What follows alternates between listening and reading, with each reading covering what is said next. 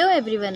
अब मैं ये आप लोगों को बताना चाहती हूँ कि मेरी जो वीडियोस होती हैं ना, उसमें जो भी मैं बात करती हूँ वो मेरे विचार होते हैं, और जो भी न्यूज़ में आता है और जो दिख रहा होता है मैं उसी के बारे में बात करती हूँ।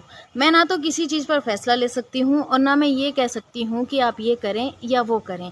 आज मैं ज्योति मौर्य के बारे में बात करना चाहूँगी। बहुत दिनों से उनकी वीडियोस देख रही हूँ और ये देख रही हूँ कि उनके पति ने उन पर केस वगैरह भी किया हुआ है, और ये आरोप भी लगाया है कि पढ़ाने लिखाने के बाद ज्योति मौर्य जो है किसी और के साथ अफेयर करने लगी और उनको धोखा दिया, क्योंकि वो एक सफाई कर्मी है और उनको इस बात का कहीं ना कहीं मन में था कि ये एक छोटी तबके का है और मैं बहुत एसडीएम लेवल की हूँ, तो इस वजह से वो मेरे साथ ऐसा कर रही हैं। और कई सारे आरोप आलोक मौर्य ने ज्योति मौर्य पर लगाए हैं। मेरा ये वीडियो बनाने का कोई मतलब नहीं था और ना ही मेरा किसी से कोई लेना देना है। सीमा हैदर को देखते हुए और सीमा हैदर के साथ जो भी हमारे देश के लोगों का सपोर्ट हो रहा है उसको देखते हुए मैं आज ये वीडियो बना रही हूँ। वो इसलिए बना रही हूँ क्योंकि जो सपोर्ट आप सीमा हैदर को कर रहे हो वो सपोर्ट आप लोगों ने ज्योति मौर्य को नहीं किया, जबकि सच्चाई दोनों की हम लोगों को पता नहीं है। हमें ये पता नहीं है कि ज्योति मौर्य सही है या फिर सीमा हैदर सही है। के बीच में बहुत ज़्यादा भेदभाव देखने को मिल रहा है। सबसे पहले तो मैं उस बात पर आना चाहूँगी जो लीगल बात है। ज्योति मौर्य ने कोर्ट में तलाक के लिए अर्जी डाली थी और उनका कहना ये था कि उनका जो मैट्रिमोनियल डिस्प्यूट है वो आपस में चल रहा है, जिस वजह से वो तलाक लेना चाहती है। लेकिन आलोक मौर्य को ये बात कहीं ना कहीं बर्दाश्त नहीं हुई और उसने मीडिया, सोशल मीडिया में सब जगह ये कह दिया कि उसकी पत्नी को उसने एसडीएम बनाया और एसडीएम बनाने के बाद उसने तलाक लिया, जबकि एसडीएम वो 2015 में बनी है और तलाक उन्होंने 2023 में डाला है। अब ये बातें बहुत ज़्यादा फैल गई और लोगों ने जो है ज्योति मौर्य के चरित्र का हनन करना शुरू कर दिया। कुछ चैट्स वायरल हो गई थी और कुछ ऑडियोज़ भी वायरल हुई थी। उसमें कितनी सच्चाई है ये मुझे नहीं पता, और ये वो या तो वो बात करने वाला जानता है और या फिर वो जिसने वो वायरल की है या वो जानता है, क्योंकि सच्चाई सिर्फ दो लोगों को पता होती है, या वो जिसने किया है या वो जिसने करवाया है। तो ये बातें वही जानते हैं। उसके बाद सीमा हैदर आती हैं। सीमा हैदर को फुल सपोर्ट मिल रहा है, लोग खुल के उसको समर्थन दे रहे हैं, प्यार में है, दिल है उसका, वो प्यार कर सकती हैं और वो इंडिया में आ सकती हैं।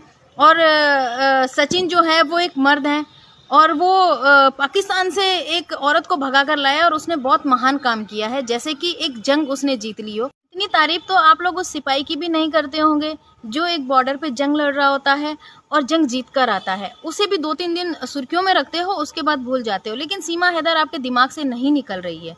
सीमा हैदर आपको एक बेस्ट औरत लगती है और आप लोगों को लगता है कि वो प्यार में पड़ करके आई है।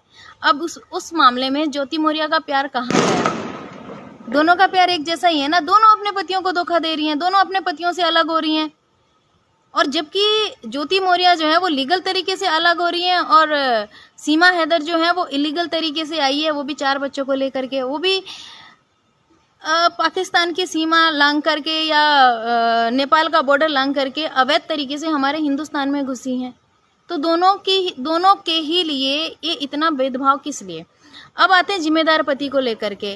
क्या अगर किसी की बीवी पढ़ी लिखी ना हो और वो सिर्फ घरेलू एक हाउसवाइफ हो और घर पर काम करती हो और उसका पति काम करता हो बाहर, या चाहे मजदूरी करे या कोई भी काम वो कर रहा हो, क्या वो जिम्मेदार पति नहीं है? अगर उन दोनों के बीच में कोई डिस्प्यूट हो जाए और वो कोर्ट चले जाए तलाक लेने के लिए, तो जितना उस पति ने उस पत्नी के लिए किया हो इतने सालों में, क्या वो जिम्मेदारी नहीं है? क्या वो धोखा नहीं है? वहाँ नहीं कहा जाएगा कि इस पति ने इसको पाला पोसा और इतना कुछ किया इसके लिए। सिर्फ आलोक मौर्य ने ही किया अपनी पत्नी के लिए, क्योंकि पढ़ाया। क्या सिर्फ पढ़ाना लिखाना ही एक पति की जिम्मेदारी होती है? बाकी बच्चों को पालना, पत्नी की देखभाल करना, उसके लिए दिन रात मेहनत करना, वो एक पति की जिम्मेदारी नहीं होती है?